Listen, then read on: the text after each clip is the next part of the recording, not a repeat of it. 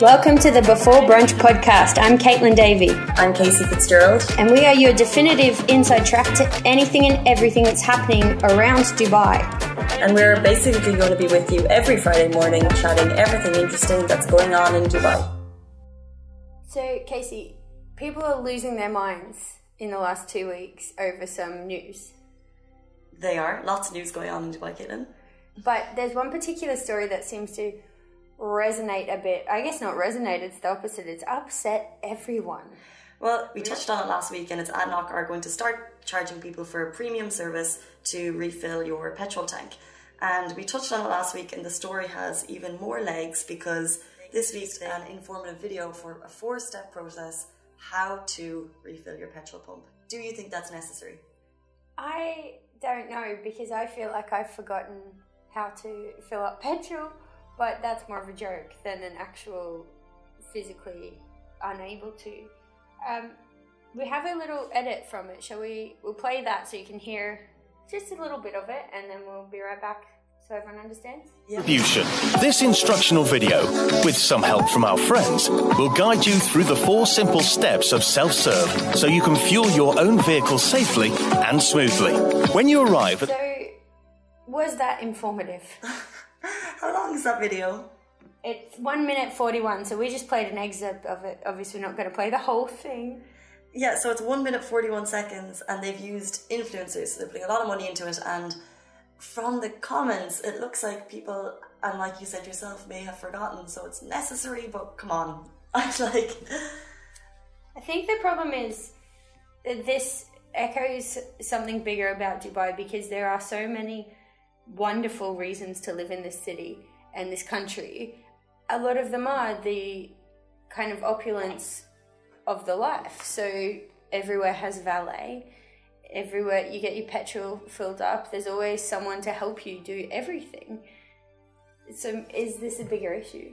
Is it a bigger issue? I think people who are complaining need to take a step back and look at all the other amazing things that you can have and all the amazing luxuries, and take a step back and realise that it's 20 seconds out of your day and not complain so much. It's more like 2 or 3 minutes though.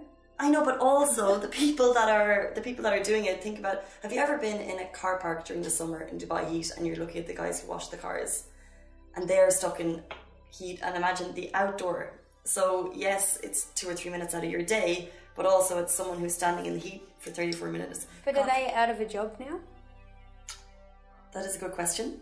Because I imagine it's not the greatest job through summer, but surely they're doing that by choice. So now is implementing this. And it's the same with things like self-serve checkouts and all these kind of self-service industry. They're creating less, or they're cutting jobs. But in terms of making the world go faster, if we move beyond the petrol pumping, and say, for example, the way UAE is trying to make this like a smart city and cut all the self-service, to be honest, I'm totally for that, because I hate standing in queues for like 20 minutes while you're waiting for a person to sort files when a computer could have done it. But you know that this is going to slow things down. No, because the people who want the faster service will take the premium aisles. I hope so, because I can just imagine if this comes to Dubai service stations as well, the queues could get even worse, because people just park their cars and go walk inside. Oh my God, they would. Yeah. So I've heard, rumour has it will cost 10 dirham. Would you pay for it? To fill up? Yeah, to have someone do it for you. It depends on the queue. I'll just go the shorter queue. Yeah, me too. Nothing overrides my impatience. Money isn't an object when I'm impatient. That is the Dubai... I think that's like the Dubai mantra, like something that is ever, like when you're stuck in traffic, people just cannot wait. We have everything at our fingertips, and yet the small little things can bug us because we expect a fast service. And when I say we, I mean like...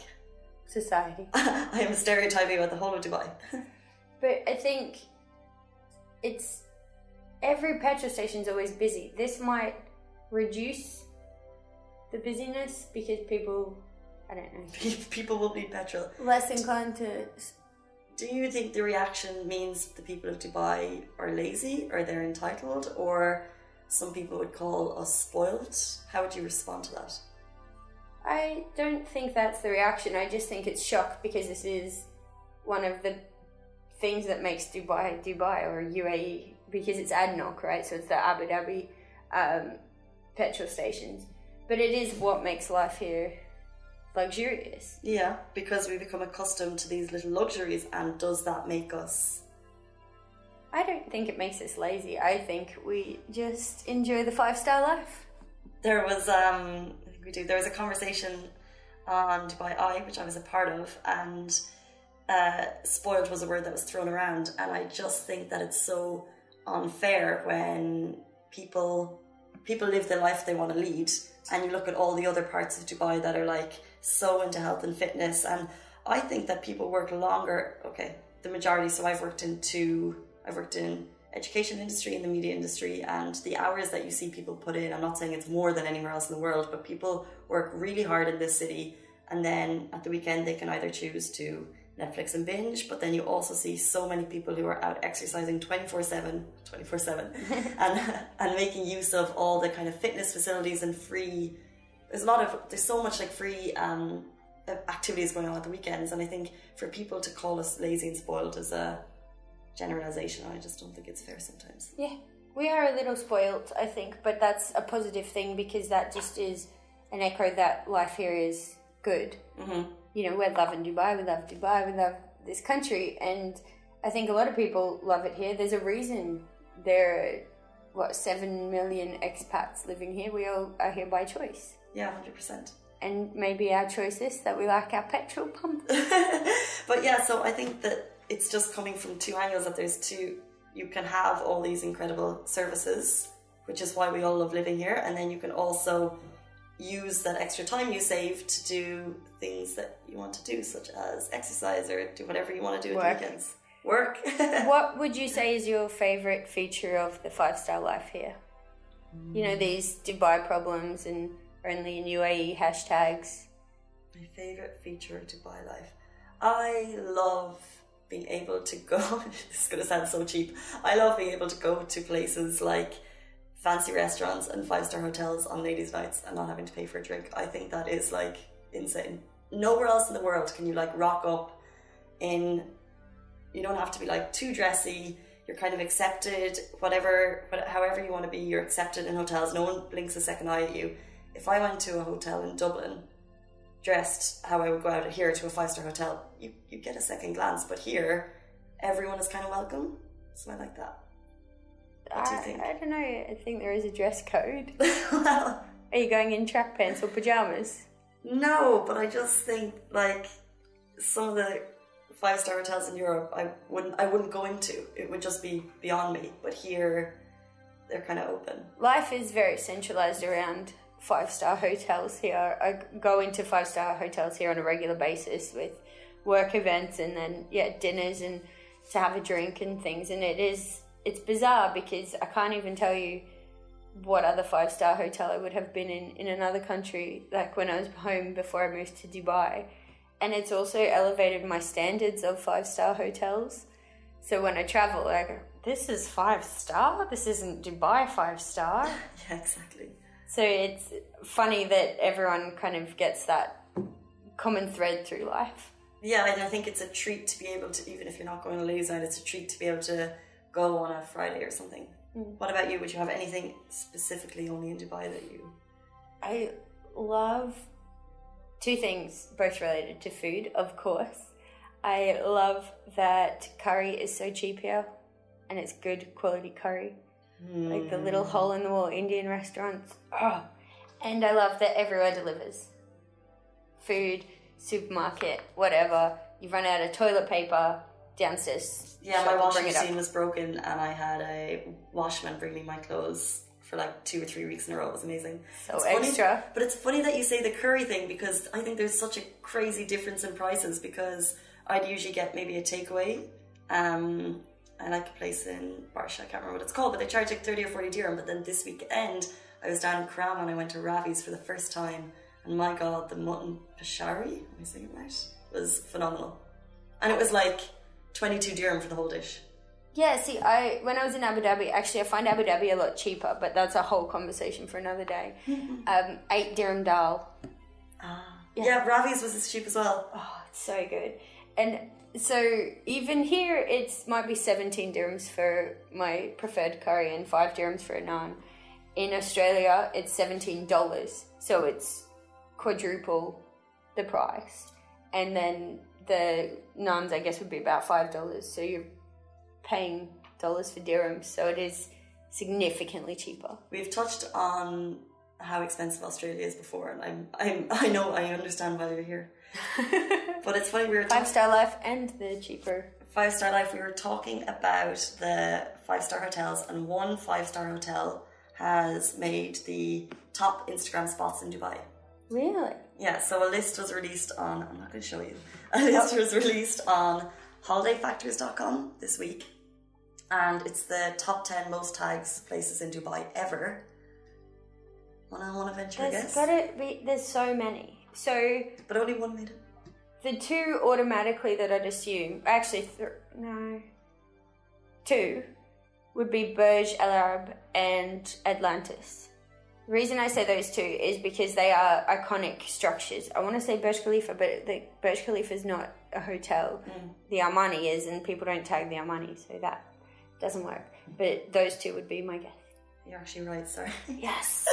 Burj Al Arab is number 3 and Atlantis number 7, because with the Atlantis, even if you're not going in, there's always people. Do you ever go along the boardwalk and there's people? Yeah, people standing outside, and then there's Aquaventure, the aquarium. There's the avenues with all the restaurants there. So people, even if they're not staying in the resort, they are taking those pictures. I think it's so strange how there's always tour buses full of people on the street, on the boardwalk, taking pictures. But I think it's just one of those things that you tick off when you come to Dubai. You get a picture of the Atlantis. Really? Well, it's very pink. Not personally would I go to the front of a hotel to snap a pic, but I think it's known worldwide. And then once hotels start making these lists, so this one is Dubai specific, but I've seen lists for other, there's Hard Rock in Vegas and different types of hotels that make the top 10 most Instagram lists. So then if I'm going to the city, I'm like, oh, I wonder what's that like, and maybe I would go. I don't know. Global Village, number 7. Oh, I love Global Village. Okay, top 3. Do you want to guess? Is it top 3 Instagram spots? I was guessing hotels. Top 3 tags of Instagrams in Dubai. Oh, okay. Burj Khalifa has to be. Well, this is it, so where's Burj Khalifa on the list? I would say number 1. No, I would have thought so too. What number is it? 2. It's number 1. Yeah, look. Did you just look? I did look. So number 1 is, drumroll, Dubai Mall. Does that include the fountains? This is it. So if you're at the fountains, there's no fountains tag, which I'm surprised about. So people tag Dubai Mall instead. Or location tag, I guess, or something. Fair, but I just think the mall's cool, but the Burj Khalifa, the Burj Al Arab, I never get tired of looking at those buildings. But you can see why Burj Khalifa would come over Burj Al Arab, because it's got the fountains and everyone, it's such a tourist place. And it's the world's tallest building, and it's spectacular, and it always has these incredible light shows. And even that New Year's light show, every video of that went viral. It was crazy. People will want to see it. Yeah.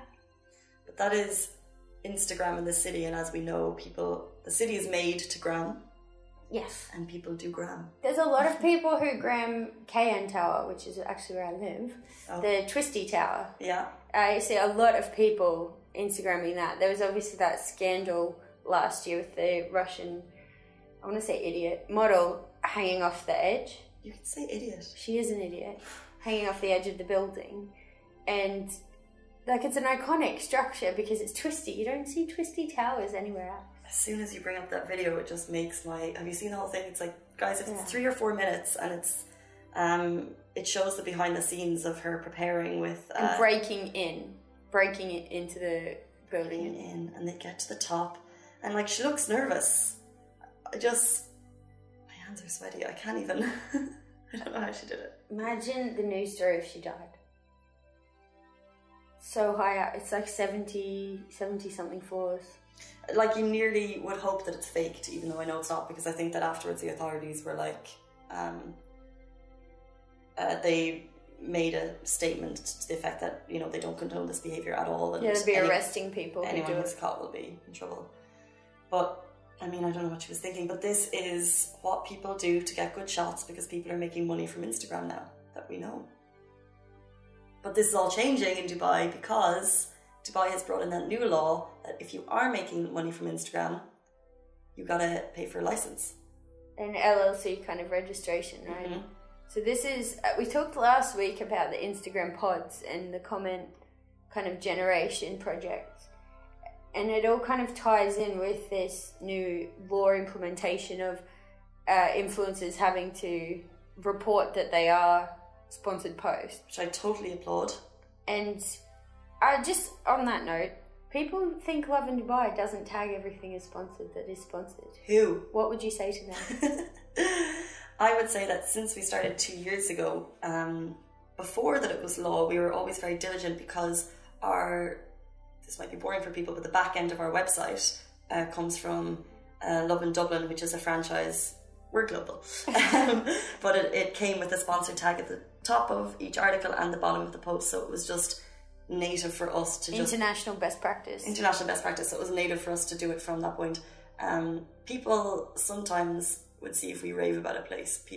This is what I always find funny, so when we get the time to write a review, that's totally, so if I go to a place that I really, really enjoy and I want to write a review about it, there's always commenters who are like, how much do you get paid? I was like, man, I just love it. I just liked it. Yeah. There's some good potatoes.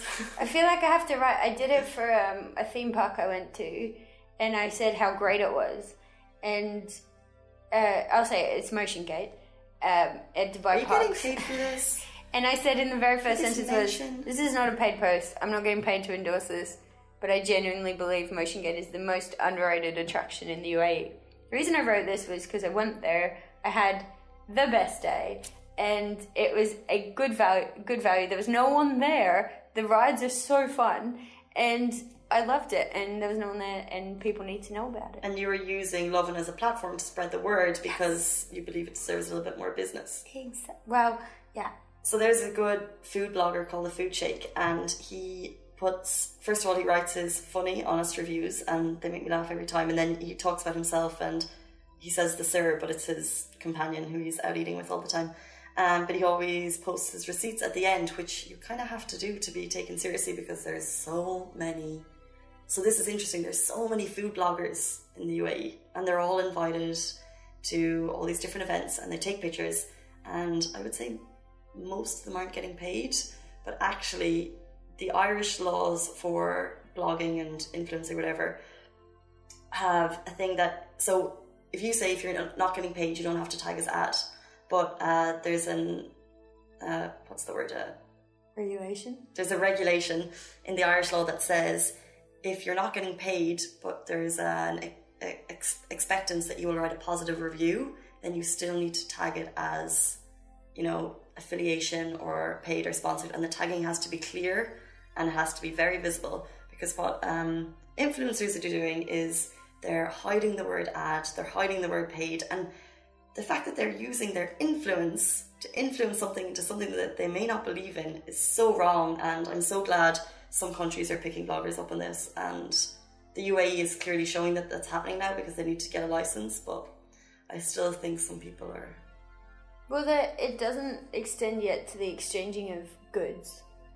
Here. Yes. So that's another issue, and I think that's a fine line that the media across the board dances, because we get invited to, like, we're fully transparent about it. We get invited to press previews for things. We never promise to write any reviews or write anything positive.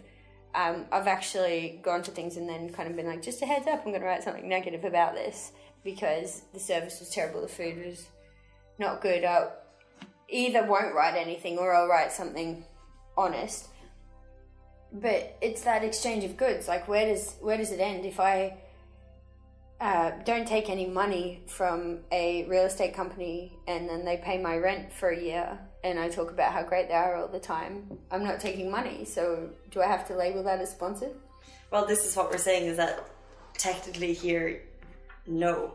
but that you might eventually. But the way you said that you would give PR or a restaurant a heads up if you're either not going to write anything or you'll say something negative, because... No, only if I write something negative, not if I'm not right. I always go in, whenever I'm invited to something, to say there's no guarantees here of coverage. It's so important because I think it's a new grey area with not just publications, because this has been, like you said, the dance has been going on for a while, but with all these new food bloggers and things who probably...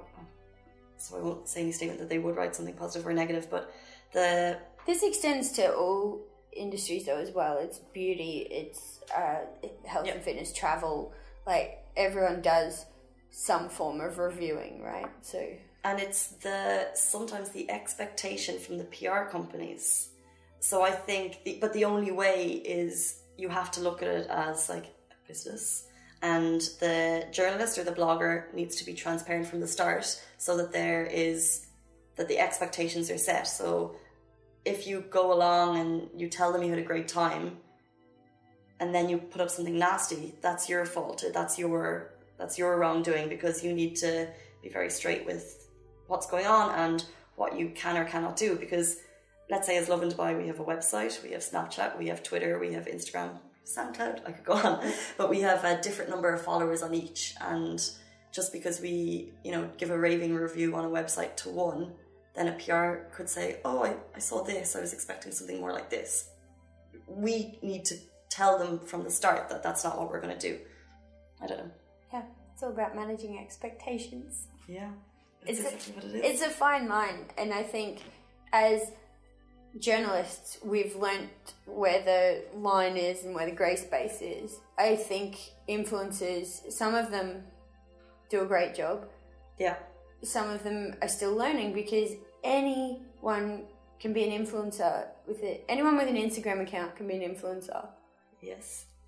So you're not trained. Like, we have journalism degrees. We have been trained under other journalists. We've learned what ethics are and what best practice is. These people haven't. They've just got an Instagram account. And then you also have the new news of obviously people buying followers, which I think is probably quite common. So you need an Instagram account. Apparently it's really cheap too. It's like for $5 you can get hundreds of followers or thousands. So this is it, but then that's up to the brands to do some homework into who that they are spending with. Yeah, the engagement. It's the whole influencer thing of not being honest, and then when they'll say things like, oh, you guys have been asking me about this, so I'm going to post it here, and just they're not transparent with their followers. Some are excellent, as you mentioned. Food Shake, Food Diva is a great one. She does anonymous reviews, and it's all very templated. Like, everything's very transparent.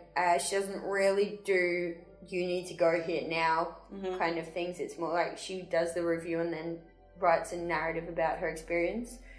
So that's an excellent one. And there are the bigger influencers. I see a lot of tagging now when it is a sponsored post, because Instagram's introduced the mechanic now. So there is, it's going in the right direction. I hope that it keeps going in that direction. Yeah, it's just, I hope it keeps going in that direction. But as people see influencers making money, and they see the press drops and all the gifts coming, so it looks like a dream job. But I think there needs to be a proper regulation. It needs to be kind of fair and transparent across the board. If people are making lots of dollars out of it. People think it's a really fun job, and I think for a fair amount of time it is, but it's also miserable, because you spend so much social time taking photos, posing for photos, editing, and you don't even talk to the people you're at the table with, because you're so intently social mediaing your entire experience, whether you're on holiday, whether you're having a meal, whatever you're doing. And so it removes an element of enjoyment from it. So it is work. This is so true. It is work. And you've seen people at restaurants and maybe on their holidays stuck in their phones, and for Lovin we've gone to events, and if you're really trying to get some nice Instagrams, you have to put some time and effort into it. So while it's a free meal, you're also not being very present. And then, like you said, if it's people need to go back and edit the pictures, and it's full time, and it's not as glamorous as people make it out to be.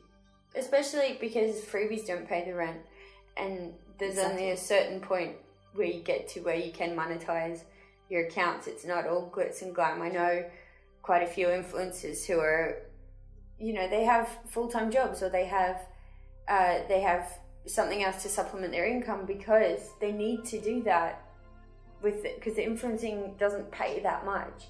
It is a great life in terms of experiential payment, but money, you've got to be really up there to get the good cash. Yeah, I think to take the leap from full-time job into going into full-time influencing, is that what you say, would be a big leap. But I think followers, the more people are on Instagram and the more people are on social media, I think followers appreciate genuine honesty, and the fake followers and influencers will be weeded out, and people will just follow who they want to follow and stop moaning like we do subconsciously. So I think we talked about this last week, but Instagram's rated as the worst social media platform for mental health, and I can see why, right? And it's this endless stream of positive, and when you're kind of, you know, you're sitting at home in your pajamas eating your curry, your cheap curry, and going through Instagram, and there's people out at like glamorous parties, and they're out at the beach and working out, and it's just, I can see how that would get you down, especially when you're following these influencers who go to such great lengths to get a good picture. 100%, but just know that behind the picture there is a lot of effort and a lot of work. I swear, every good Instagram photo takes at least half an hour to take. I've been behind the scenes. I've been the photographer. I have to... maybe you need to work on your photography skills. I have to issue a statement of respect to all the Instagram husbands out there. You don't know how much pain they go through, like, to get a good photo. But getting a free meal. Even when they're not, though, it's like an aspiring Instagrammer. You know, the ones who have a smaller following and are trying to build it up. So they're trying to take all these great... I was actually on holidays at this resort in the Maldives. Great Instagram fodder. Like, this place is incredible. But this woman was staying there the same few days I was, and it was her husband and her child. And every time I saw her around the island, it was a photo shoot, and he had the baby in one arm and he's trying to take photos of her in the other. She's got outfits laying next to her to change into for the poses and hats, and she's like doing the twists and the turns and the classic back to the camera, hat on, looking up with the hand on the head. Do you know that pose? Everyone loves You're that. showing me, so I know. Yeah, I'm trying to explain it so everyone can hear it. But it just, I was like, you cannot be having fun. Fair, probably not, but I would twist and pose and foof for a trip to the Maldives. Well, she paid for it. She's trying to build her following, because I found her on Instagram. I immediately, when I saw her, went to the location tags and went through and found her. Great photos, but is it worth sacrificing your holiday for, and your poor husband? Like, he was working hard. I'm working hard. Yeah. I don't know. I just don't know. I think that as the industry grows, the conversation will go more and more, because more and more people are growing their following, and I don't know. It's hard work. I tried to grow my following for a while, and I gave up. So if you want to follow me, it's at Kate of Oz. But I got it up to 5,000, and I worked really hard to get that. And I was posting every day, posting like proper Instagram photos, using all the hashtags. I have friends who are influencers, and they were tagging me, which was great. And it just is a full-time job. Like, the insight into doing that was hard work. The thing is, because there's so many people that are doing that, like, what's the end goal for, let's say you said you were trying to grow your following. What's the end goal there? Like, were you planning to quit journalism to become full-time? No. I just think for so many people who are trying to build their following, are they all trying to quit their jobs so they can take pictures and... No, I just want to feel important and feel like I'm interesting, I think. But, like, your Twitter account is really interesting, and it's funny, and it's got personality. Now, I I see the pictures you put on Instagram now, but like I don't know what you were doing then with all your hashtags, but more personality, especially as like a journalist, personality can shine through in so many other ways. Anyway. Yeah, but it's, I want to feel like a model. You gotta be a model on Instagram, don't you? Feel like a model, be a model. Yeah.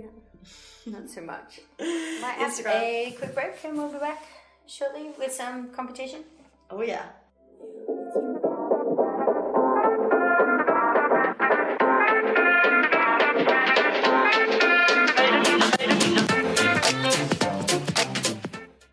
So Casey, we have a very exciting competition this week. Yes. The first one for the podcast. Our first one ever, it's so exciting. For week 4, and now we're giving stuff away. So it's called Life of the Party, and it's Melissa McCarthy. And I love her. Yeah, she's very Did funny. you watch her in Gilmore Girls? She was Suki. I was never huge. Yeah, I was never a big Gilmore Girls fan. You should watch it. It's on Netflix. I think I gave it some time back in my college days. You should give it more time. It's great. I rewatched it recently. I may just go to this movie instead. So this movie is called Life of the Party. It's premiering on May 10th, and we have 6 tickets to give away to the premiere, and we're not going to give it to 6 people, and you don't have to go alone. It's for you and 5 mates. And if you want to win tickets, simply go on to Lovin Dubai Twitter right now, and you will see the tweet about this podcast, and just say hello. Just a little tweet under our tweet. Should we say the first person, or will we pick someone? Let's pick someone. Okay. Brownie point. What if you don't have 5 friends? Oh, you can sell them. Oh, I'm okay with that.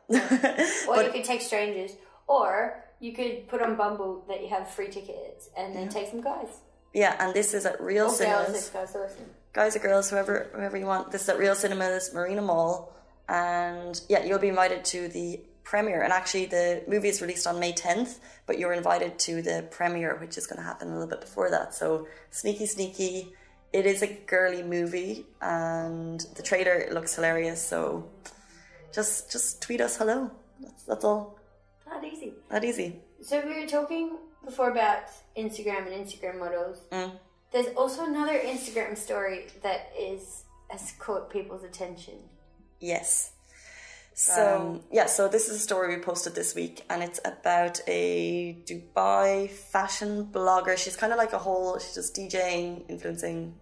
Her name is My Fash Diary, Tala Salmon, and she did a photo shoot in Satwa with a well-known Dubai-based photographer. His name is Waleed Shah, and they released the photos, and there was a huge response, both positive and negative. Basically, I saw the pictures go up, and I think, so the pictures are of Tala she's in a barber shop, and she's wearing, now Tala's a really beautiful girl, she's wearing a red dress, but her legs are bare, her arms are bare, and she's in a barber shop, and then no shoes on. She's sitting in a chair. She's sitting in a chair with some barbers in the background. And she's at the forefront of the picture. The guys are at the back, and they're working. And then in the next picture, she's in a little local bacala shop, and she's behind the register, and she's standing above the guy, and she's got her arm on him, and she's wearing a cool outfit. Her arms are showing, and a small bit of midriff is showing. And then in the final picture, she's on a Satwa street, and she's she's sitting in front of the guys wearing a cool outfit and some sunglasses. And immediately comments started flowing in, questioning the thought process of the photographer, and calling cultural appropriation, casual racism. And then when those comments started rolling in, then lots of other comments saying, these are just beautiful pictures started rolling in. So it's actually been quite a big conversation on social media in Dubai over the last week. So it kicked up a storm on social media. Waleed did a blog post about it. The response was so intense that they decided to host a Facebook Live, right? At Astley Studios, which is a local content creation studio in Media City. And what happened? What was the conversation like on the Facebook Live? Well, first, we'll say Waleed's blog post kind of defended. He said what cultural appropriation is, which basically means appropriating or stealing cultural elements from a marginalised group without their permission.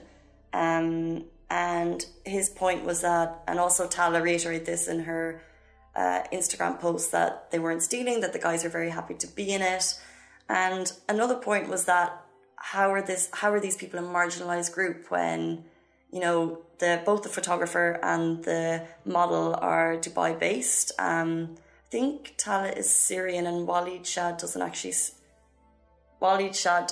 say where he's from. So he doesn't actually say where he's from because he doesn't like to be defined by his nationality.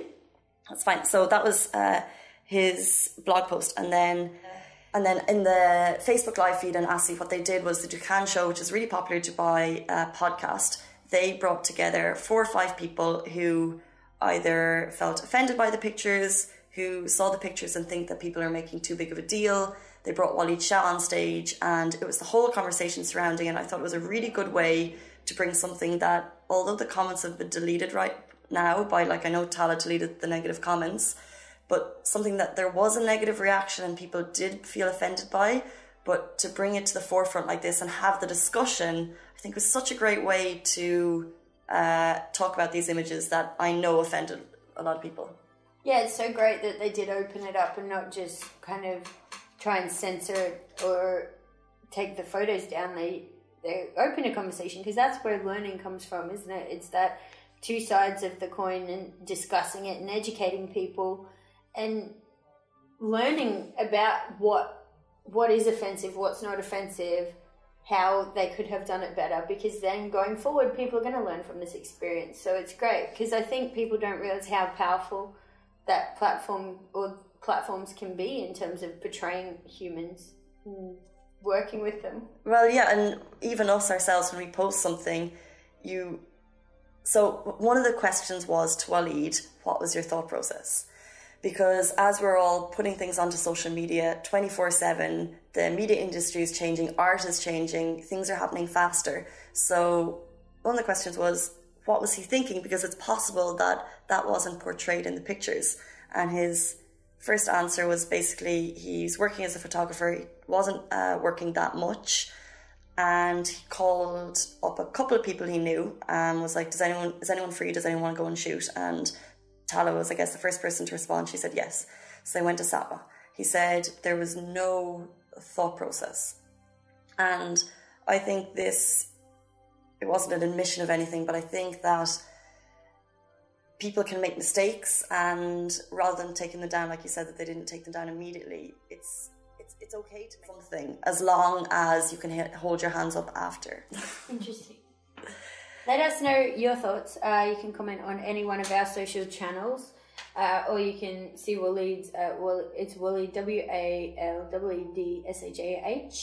He's on Instagram, so you could put some comments there. He's open to positive and negative criticism. Yeah. I think go and check out the Dukan Show, their live Facebook feed, because they took a lot of questions from the audience, and they just had a very fair and balanced argument where people were able to critique openly, which I think is really important, without throwing stones, because that's what you get so much on Instagram these days, isn't it? Yeah. You get people... We don't do that. No, of course not, but... So just a reminder, on the competition, go onto our Twitter feed and just say hello onto our episode 4 blogcast post. And yeah, comment any thoughts you have, any questions, or anything you'd like us to talk about next week. Have a great brunch. Happy brunching, everyone. See you next week. Bye.